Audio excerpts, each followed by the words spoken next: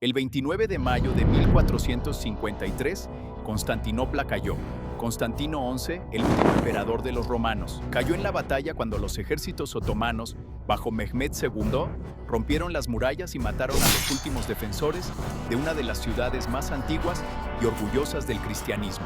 La pérdida de Constantinopla ante los conquistadores musulmanes fue una tragedia para los cristianos, una que todavía duele a muchos hasta el día de hoy. Sin embargo, cuando los ejércitos otomanos estaban a las puertas de la ciudad, el resto de la cristiandad no apareció por ningún lado. A pesar de saber que se avecinaba un ataque, los reinos cristianos de Europa enviaron casi nada para ayudar a sus hermanos del este contra su enemigo común. Entonces, ¿por qué Europa no intentó defender Constantinopla cuando más lo necesitaba? Contexto y cruzadas. La pregunta no es aleatoria. Europa había estado enviando ejércitos cristianos a luchar contra los musulmanes en el este durante 400 años antes de la caída de Constantinopla.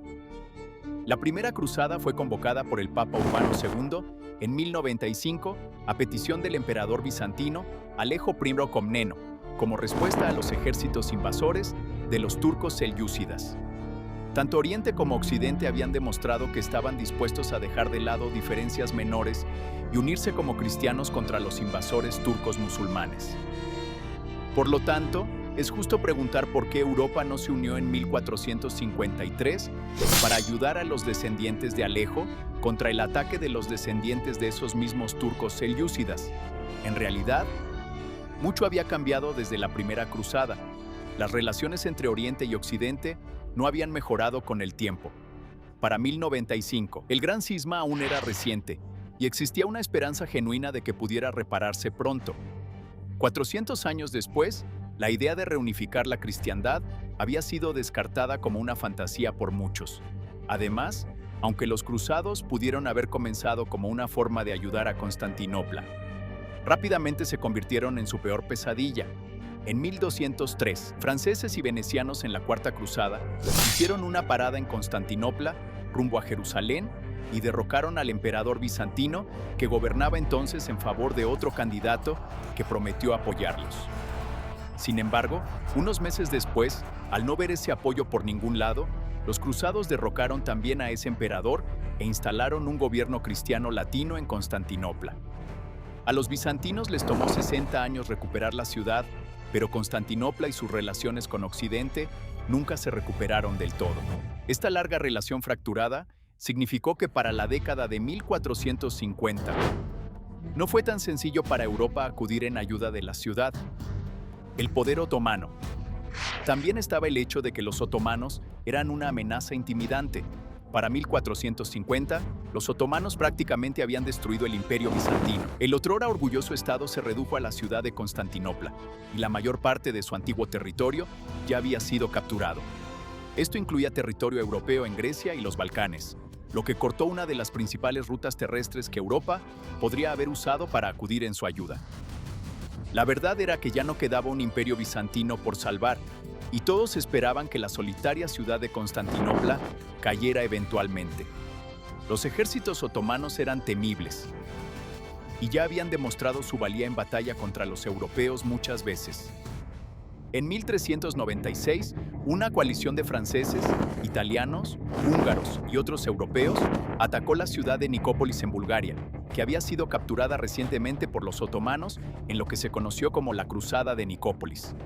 Los ejércitos otomanos aplastaron a los cruzados, aniquilando a la mayor parte del ejército y poniendo fin de manera efectiva a las cruzadas de Europa Occidental para siempre. Más recientemente, en 1444, Hungría y Polonia lanzaron la última cruzada propiamente dicha para expulsar a los otomanos de los Balcanes. Eso también fue un desastre.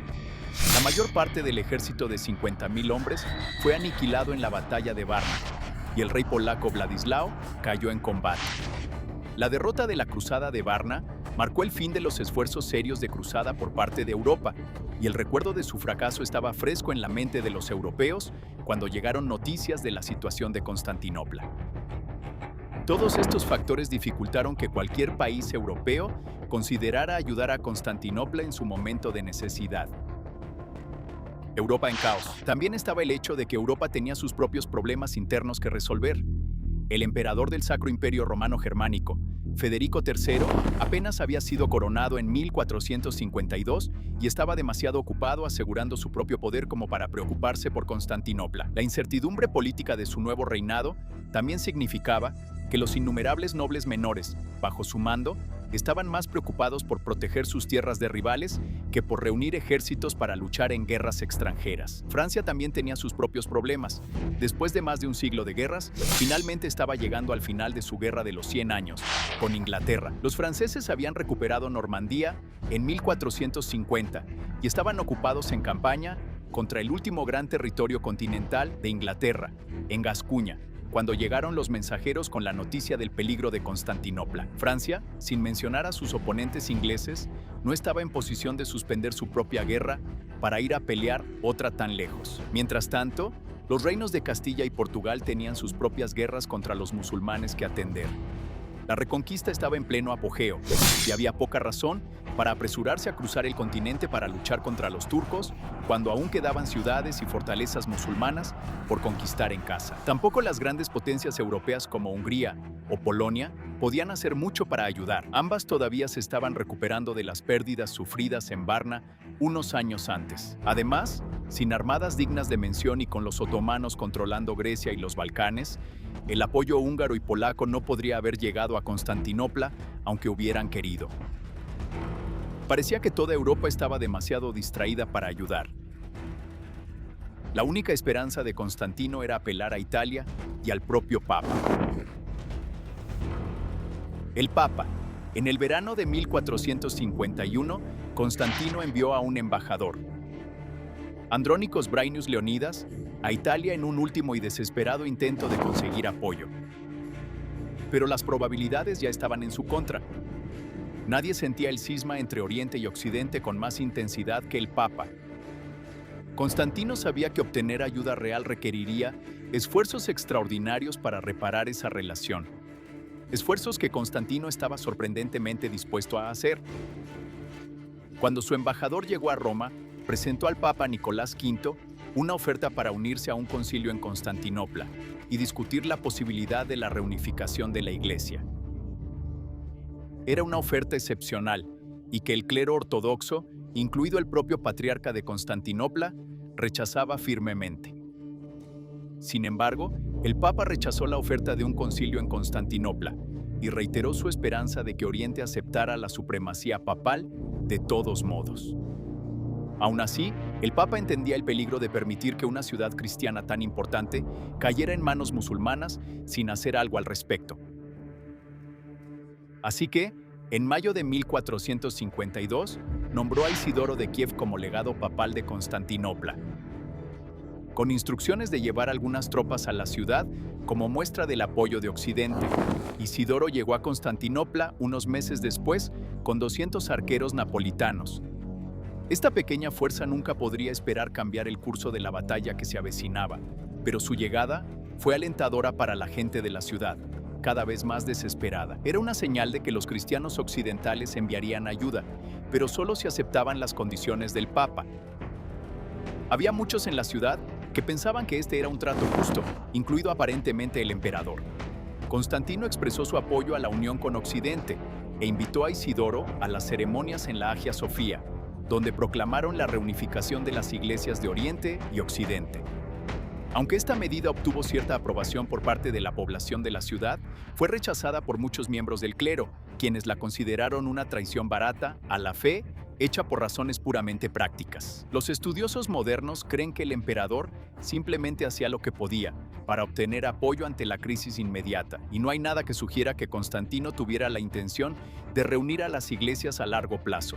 De cualquier manera, esto no convenció al Papa ni a nadie más de enviar apoyo adicional. Ciudades italianas. La última esperanza de Constantinopla residía en las ciudades-estado de Italia. Ciudades como Venecia y Génova habían establecido alianzas con Constantinopla desde hace mucho tiempo. Los barcos italianos eran algo común de ver en los puertos de la ciudad, y había una comunidad considerable de comerciantes italianos en la ciudad. Si alguien en Europa tenía motivos para preocuparse por lo que sucediera con Constantinopla, eran ellos. El problema era que estas mismas ciudades también eran amigas de los otomanos, Los otomanos ya eran la potencia dominante en el Mediterráneo oriental y eran socios comerciales mucho más importantes de lo que Constantinopla podría llegar a ser. Las ciudades italianas tenían mucho que perder si enfadaban al sultán y no tenían ninguna razón para pensar que una Constantinopla controlada por los otomanos no recibiría sus barcos con la misma alegría que en cualquier otro puerto otomano. Por lo tanto, las ciudades italianas se encontraron en una situación difícil. Por un lado, su viejo pero débil aliado cristiano. Por el otro, sus amigos musulmanes, más fuertes y ricos. Pero eso ignoraba el hecho de que Italia, como en otras partes de Europa, tenía sus propios problemas. Las ciudades italianas estaban en un estado de guerra casi constante o preparándose para la guerra entre ellas, y las cosas no eran diferentes a principios de la década de 1450. La mayoría de las ciudades italianas estaban ocupadas con la caótica guerra de sucesión milanesa en ese momento, lo que significaba que casi no tenían nada para ofrecer a Constantinopla. Al final, los italianos pudieron hacer poco más que el resto de Europa. El Senado veneciano votó 74 contra 7 a favor de apoyar a Constantinopla, pero ese apoyo fue puramente verbal, y no se envió oficialmente ni un solo barco ni soldado. Otras ciudades como Génova y Ragusa expresaron un apoyo verbal similar a sus correligionarios, pero las palabras era todo lo que tenían. Al final, ninguna de las ciudades italianas envió apoyo oficial a Constantinopla. Sin embargo, de manera no oficial, hubo un puñado de europeos que sí respondieron al llamado. ¿A quién envió Europa? El primero y más importante de ellos fue el mercenario genovés Giovanni Giustiniani. Giustiniani tenía años de experiencia luchando en Italia y tenía un talento particular para la defensa en asedios. Al enterarse de las amenazas a Constantinopla, Giustiniani zarpó con 400 mercenarios genoveses, reforzados por otros 300 hombres de la isla de Quíos, controlada por los genoveses, para defender la ciudad. El emperador reconoció la experiencia militar de Giustiniani como invaluable y le asignó liderar la defensa de las murallas alrededor de la Puerta de San Romanos. Giustiniani y los genoveses lucharon admirablemente en la batalla y resistieron varios ataques serios contra las murallas que podrían haber tomado la ciudad si no los hubieran detenido. Sin embargo, en la mañana del 29 de mayo, Giustiniani fue herido de muerte por un cañón otomano. Su caída destrozó la ya frágil moral de los defensores y la ciudad cayó en cuestión de horas. También había otros europeos ya en la ciudad que se unieron a la defensa.